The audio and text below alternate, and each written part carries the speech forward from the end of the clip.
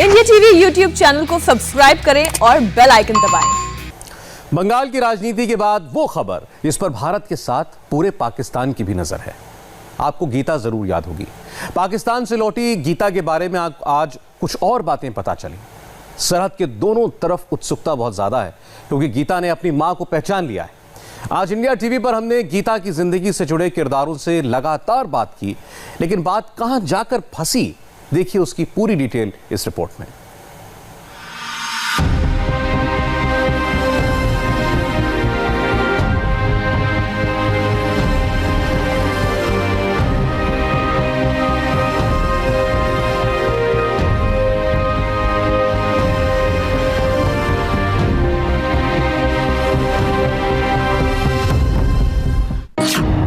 आपको 2015 की ये तस्वीरें याद होंगी।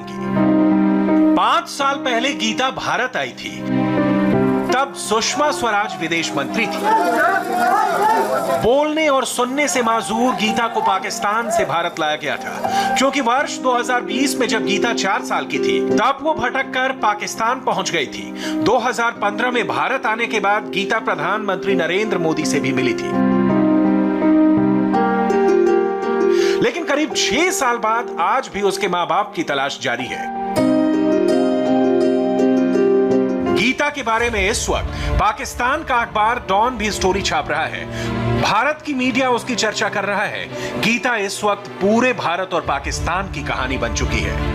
गीता के परिवार की तलाश की बहुत सी उम्मीदें जग चुकी हैं और इसके लिए हमने भारत से पाकिस्तान तक बहुत से लोगों से बात की है। गीता की स्टोरी में बहुत से कैरेक्टर हैं और उनको समझना जरूरी है, क्योंकि इन्हें समझकर ही उसके माता पिता तक पहुंचा जा सकता है।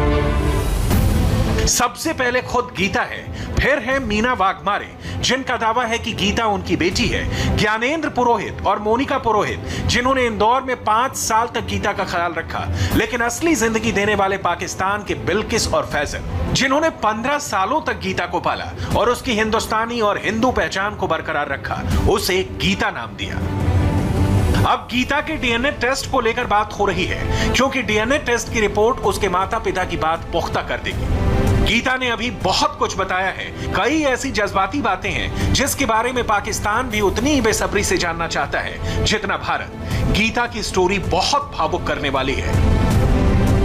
2015 में पाकिस्तान से लौटी गीता की कहानी से पूरा देश जुड़ता है। मुझे ये पता है कि मैं हमेशा खेलते रहती थी वहाँ पे, और माँ बाप का चेहरा थोड़ा सा ऐसे धुंधला है, अभी भी वो धुंधला है, बहुत ज़्यादा याद नहीं है। मेरी माँ गांव में होती थी, मेरे जो पापा थे वो गांव जाते थे, और मेरे 3 भाई थे और 2 बहनें थी, मुझे मिलाकर, हाँ, और सारे ही बोलने सुनने वाले थे।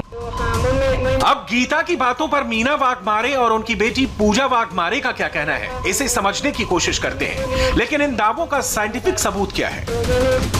इसलिए अब गीता की डीएनए रिपोर्ट बताएगी कि उसके माँ बाप कौन हैं, क्योंकि महाराष्ट्र के परभणी की एक महिला मीना वाघमारे ने बताया है कि उनकी भी एक बेटी खोई थी और उसके पेट पर जले का निशान है। वैसा निशान गीता के पेट पर भी मिला है, लेकिन डीएनए टेस्ट के बिना पुख्ता तौर पर यह नहीं कहा जा सकता। इससे पहले गीता जब इंदौर में थी तब देश भर के कई लोगों ने गीता के माता पिता होने का दावा किया था, लेकिन किसी का डीएनए मैच नहीं हुआ था। महाराष्ट्र के परभणी में मीना वाघमारे से भी हमने बातचीत की और समझने की कोशिश की कि कैसे वो इस बात का दावा कर रही हैं कि गीता उनकी खोई हुई बेटी है। डीएनए टेस्ट किया जाएगा अभी गीता का, उसी के बाद पता चल पाएगा कि मीना वाघमारे जिस तरह से दावा कर रही हैं कि बेटी उन्हीं की है, ये पता चल पाएगा। जब आपकी मुलाकात हुई गीता के सामने तो क्या गीता ने एक्सेप्ट किया कि हाँ ये मेरा ही परिवार है? हाँ, उसको अच्छा लगा, हमको अच्छा लगा।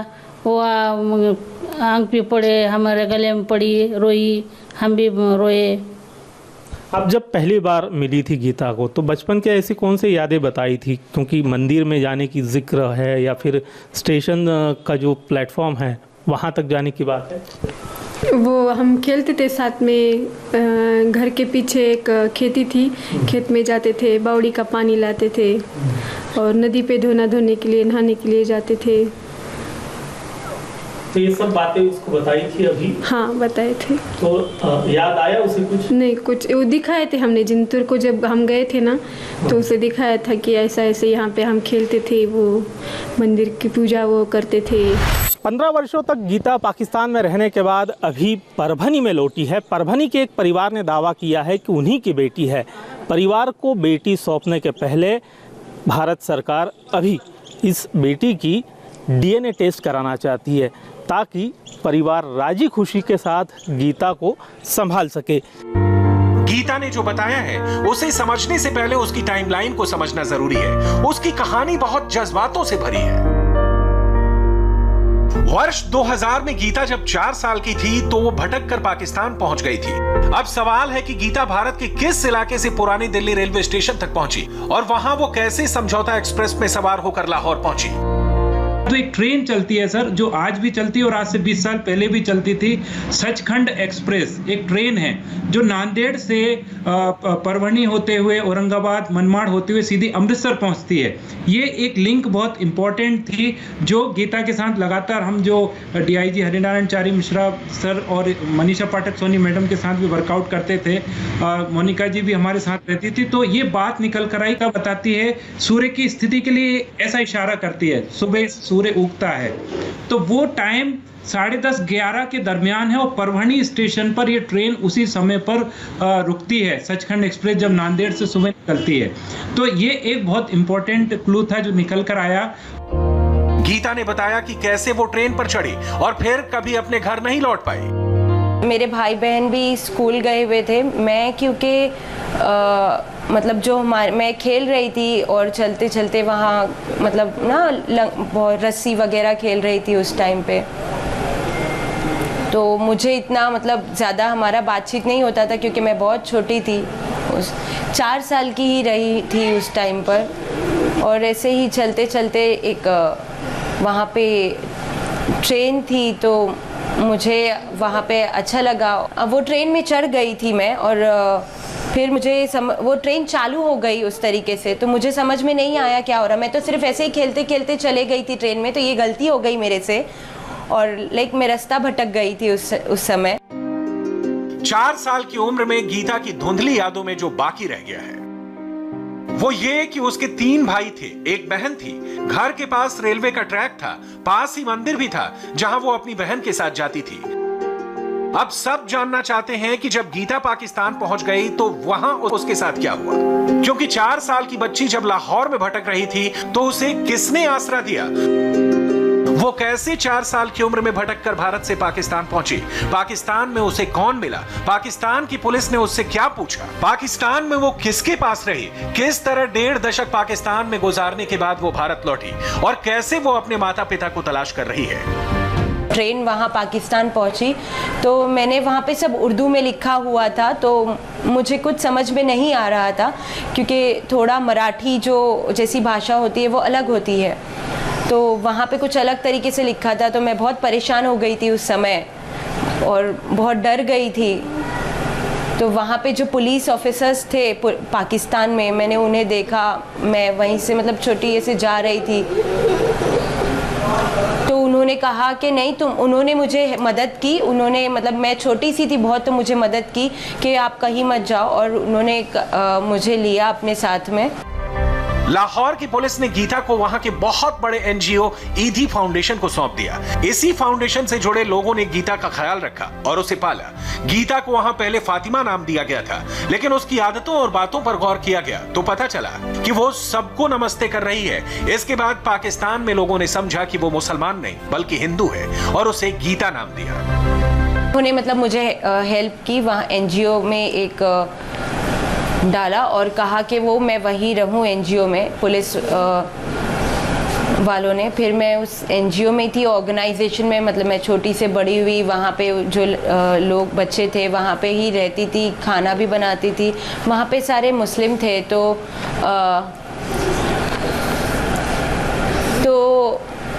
मुझे मतलब और सारी उर्दू स्कूल्स थी, मुझे वो समझ में नहीं आता था। तो मैं घर पर ही रहती थी, तो मैं हमेशा प्रे करती थी, प्रार्थना किया करती थी भगवान से कि मैं मतलब ना जो हमारे जो देवी देव हैं, कृष्णा भगवान है या जो देवी देवता हैं, उनसे प्रेयर मतलब हमेशा प्रार्थना करती थी कि मैं अपनी जगह मतलब मैं अपनी इंडिया में वापस पहुंच जाऊं। पाकिस्तान में गीता का ख्याल रखने वाले, उसे पालने वाले बिल्किस और फैजल की बात भी सुनिए। मैंने महसूस किया कि ये हाथ जोड़ती है और पाँव पकड़ती है, ये पापा नहीं है, ये गीता है।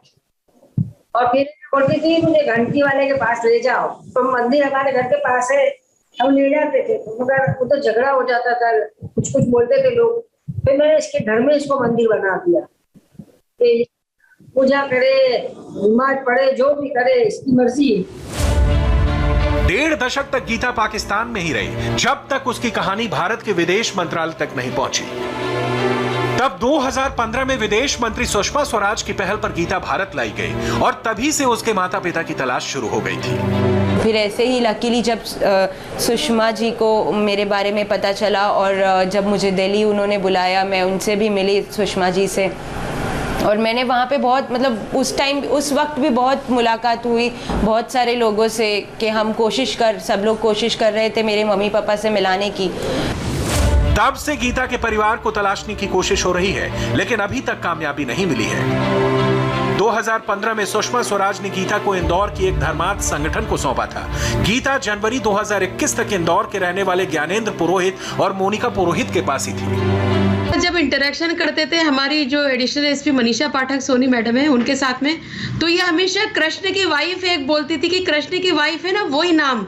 अब हम वो नाम को ये रिलेट नहीं कर पाते थे कि वो इसके गांव का नाम है या इसकी मदर का नाम है या क्या बोलती है कि वो नाम। अभी जब हम यहाँ मिले, इस डेस्टिनेशन पे पहुंचे और इन्होंने बताया राधा, तो जब हमने मैडम को भी शेयर करा यहाँ पे, तो वो बोले कि यार ये तो बोलती थी राधा, तो पर हम नहीं कनेक्ट कर पाते थे उसे। इंदौर में रहते हुए गीता ने प्राइमरी लेवल की पढ़ाई भी की। अब वो महाराष्ट्र के परभणी में पहल फाउंडेशन में रह रही है और साइन लैंग्वेज यानी सांकेतिक भाषा भी सीख रही है।